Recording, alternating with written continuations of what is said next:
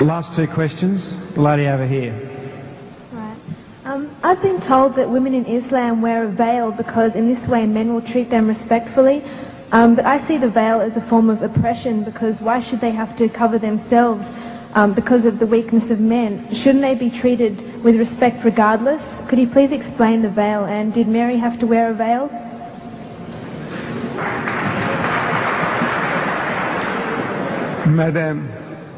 Madam, your Bible says, your holy Bible says, Paul is telling you that the woman must cover her head, that the woman who doesn't cover her, shave off her hair. Your Bible says that.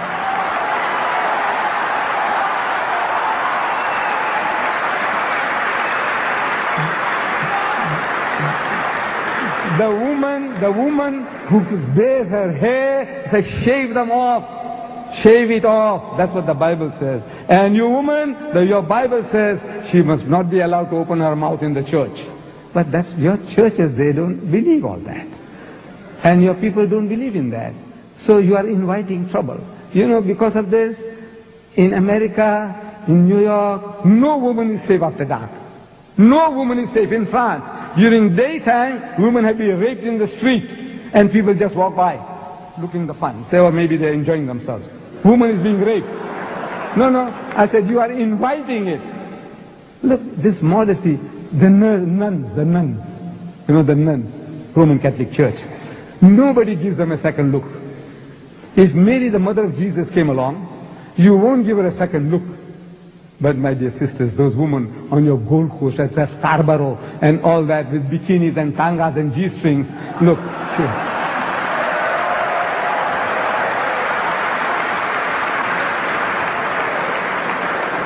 It's attracting, look, even an old man like me, I tell you, my brother. If I went there, I tell you, I'll be burning inside. I'm telling you, look, this is the nature of man. God made us like that. The thing that allures man more than anything on earthly existence is woman. Do you know that? I don't know. The Quran says, زُيِّنَ لِلنَّاسِ حُبُّ الشَّهْوَاتِ مِنَ النِّسَاءِ. Fear in the sight of men is the love of things they covet. Number one, مِنَ النِّسَاءِ, women. وَالْبَنِينَ, then sons. I got 11 sons. I can make my own football team. It makes me feel proud. I got 11 sons, my own football team, my own cricket team. وَالْبَنِينَ, and number 3, وَالْقَنَاطِرِ الْمُقَنْطَرَةِ مِنَ الذَّهَبِ وَالْفِضَّةِ, and hoarded heaps of gold and silver, and wealthy land, and horses branded for excellence, and all this. This is the list that is given in the Quran. Number 1, women. The Quran says, the thing that allures man most on this earthly existence is woman. And I'm telling my Western friends that I don't have to prove that to you. I don't have to convince you. I said, you see, in my country, in Durban, city of Durban, I think we'll end with this. Okay? We'll end with this. In the city of Durban, there is a firm called Lucian Motors. They sell second-hand trucks.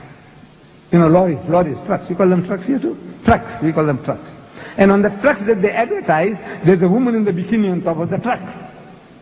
Then G-Knots, they sell farm implements. And on the tractors that they advertise, there's a woman in the bikini on top of the tractor. I'm asking these Westerners, I say, what has a woman in the bikini got to do with a second-hand truck or with a tractor? Except the man. You see, the woman is being dangled, so you'll read the advert. And BMW, I don't know, you have BMWs here. It's a motor car supposed to be a little better than the Mercedes-Benz. I'm not in the market for it. You see, I started with the Volkswagen Beetle.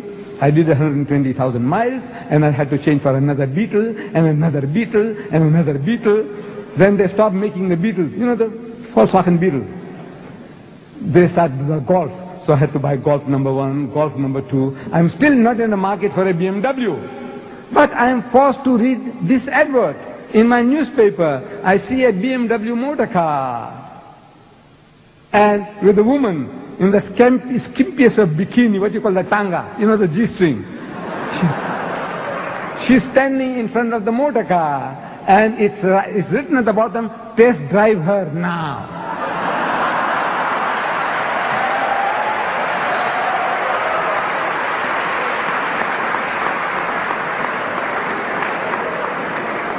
I'm asking the woman of the car. The woman is buying the car.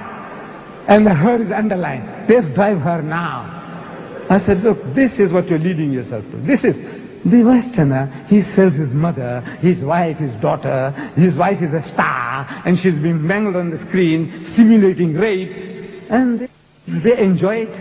You enjoy your wife being simulated. It's not real rape, but you know it's simulated. You can see everything about it. She's being raped, your mother, your wife, your daughter, and you enjoy. Your wife is a star. So it's sick. No, alhamdulillah, praise be to God. We haven't come to that sickness yet, we Muslims. We try to keep away from it. This is your pleasure, your privilege. We have no right to force you. But we say, you are playing with fire, my child, and you're going to pay the price. You're paying the price now, and you will pay the price.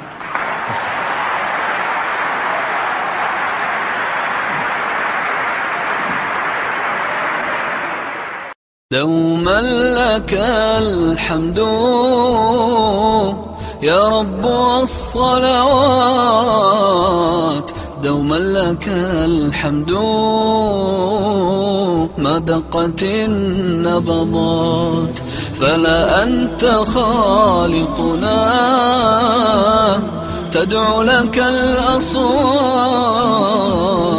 دوما لك الحمد في الجهر والخلوات دوما لك النجوى في الدمع في الدعوات من يكشف السوء من يزيل الرحمات فيجيب مضطرا في أحلك الساعات فلا أنت راحمنا يا سامع الدعوات دوما لنا البشرى برضاك والبركات نرجوك فردوسا